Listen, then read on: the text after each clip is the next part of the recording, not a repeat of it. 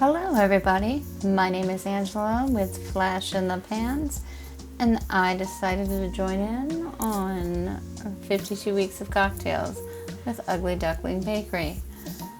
So this week is Martini week, and I decided to do something a little bit different and go down the rabbit hole of exploring where the Martini came from and where it got its roots. So the Martini actually came from a drink called the Martinez out in Martinez, California, back in the late 1800s. So you start with 1.5 ounces of gin, 1.5 ounces of sweet vermouth, which you see me pouring here, and then 3/4 ounces of maraschino cherry liqueur. You add a dash of bitters, stir it, you never shake it. And James Bond, he was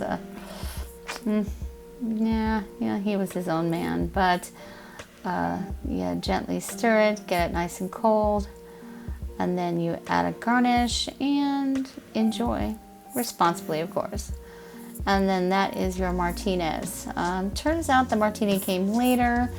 It was, I guess, anglicized, the name, and that's that.